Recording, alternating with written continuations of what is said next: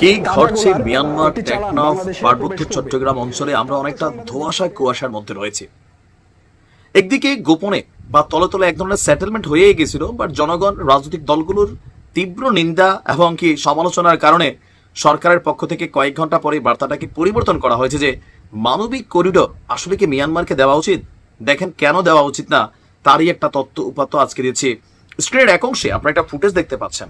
ভাবা যায় বিপুল পরিমাণ গোলা বারুদের একটা চালান আটক হয়েছে। মানবিক করিডোর দিবেন? মানবতা সাজবেন? বাঁশ দিয়ে খাড়া করাই দিবে বাংলাদেশে? কক্সবাজারের টেকনাফে মিয়ানমার থেকে প্রবেশকালে কোস্টগার্ড এবং আমাদের পুলিশের যৌথ অভিযানে একটি বিদেশি কি বলা হয় যে আগ্নেয়াস্ত্রে বিপুল চালান আটক করেছে আমাদের কি বলা হয় যে আইন শৃঙ্খলা বাহিনী। আমরা তথ্যপাত্র অনুযায়ী যদি দেখি, কোস্টগার্ডের মিডিয়া কর্মকর্তা লেফটেন্যান্ট কমান্ডার হারুনুর রশিদ তিনি এক বিবৃতিতে বলছেন যে এই চালানের মধ্যে বিদেশি G3 রাইফেল, ম্যাগজিন, দেশীয় আগ্নেয়াস্ত্র এবং 975 রাউন্ড তাজা গুলি উদ্ধার করা হয়েছে। তবে দুর্ভাগ্যজনকভাবে কাউকে গ্রেপ্তার করতে পারেনি। তিনি বলছেন মিয়ানমার থেকে বিপুল পরিমাণ দেশি বিদেশি আগ্নেয়াস্ত্র এবং গোলাবারুদের একটি চালান টেকনাফ সীমান্ত দিয়ে প্রবেশ করবে এমন গোপন তথ্য আমরা আগে পেয়েছিলাম।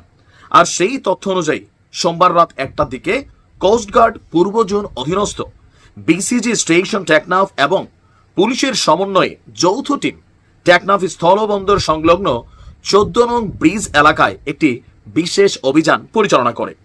এই সময় 4 জনকে কয়েকটি বস্তা সহ টেকনাফ স্থলবন্দরের বিপরীতে পাহাড়ে উঠতে দেখে অভিযানিক দল তাদেরকে থামার সংকেত দেয়, কিন্তু তারা না থেমে দৌড়ে পাহাড়ের গহীনে পালানোর চেষ্টা করে। এই সময় যৌথ বাহিনী তাদেরকে ধাওয়া করে থামানোর উদ্দেশ্যে আপনার প্রায় 7 রাউন্ড গুলি বর্ষণ করে। পাচারকারীরা অস্ত্র এবং গোলাবারুদের 2টি বস্তা ফেলে পাহাড়ে পালিয়ে যায়। পরে বস্তা দুটি উদ্ধার করে সেখান থেকে বিদেশি G3 রাইফেল, 2টি G3 ম্যাগজিন, দেশীয় পিস্তল, দেশীয় দোনলা বন্দুক, দেশীয় একনলা বন্দুক এবং 975 রাউন্ড G3 রাইফেলের তাজা গুলি জব্দ করে। তবে এই ঘটনায় তাদের কাউকে আটক করা সম্ভব হয়নি। জব্দ করা অস্ত্র এবং গোলাবারুদ পরবর্তী আইনি ব্যবস্থা গ্রহণের কার্যক্রম প্রক্রিয়াধীন রয়েছে বলে জানিয়েছে কোস্টগার্ডের এই কর্মকর্তারা। অল্পের জন্য হয়তো এগুলা সন্ত্রাসীদের হাতে পৌঁছায়নি। 5ই আগস্ট পরবর্তী সময় আমাদের কারাগারগুলো থেকে লুট হওয়া অস্ত্র, বিভিন্ন থানা থেকে লুট হওয়া অস্ত্র, আমাদের অপারেশন ডেভিল হার্ট বা আরও এই যে প্রতিদিন গ্রেপ্তার হচ্ছে বিভিন্ন জায়গায়, এগুলো কিন্তু উদ্ধার সম্ভব হয়নি। এর মধ্যে বাংলাদেশকে অস্থিতিশীল করার জন্য দেশি বিদেশি চক্রগুলো নানান ধরনের পরিকল্পনা ষড়যন্ত্র করছে। এই যে বিপুল অস্ত্রের চালান, সম্ভবত একটা তথ্য আছে, আরো হয়তো এরকম ঢুকতেছে অথবা ঢুকবে। কাদের কাছে যাবে? গন্তব্য কোথায়?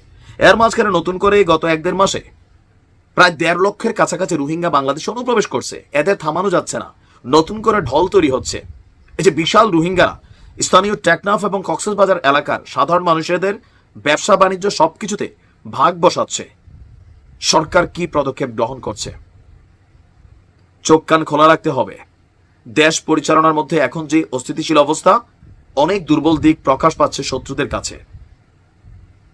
বাংলাদেশকে আল্লাহ হেফাজত করুক। ভালো থাকুন।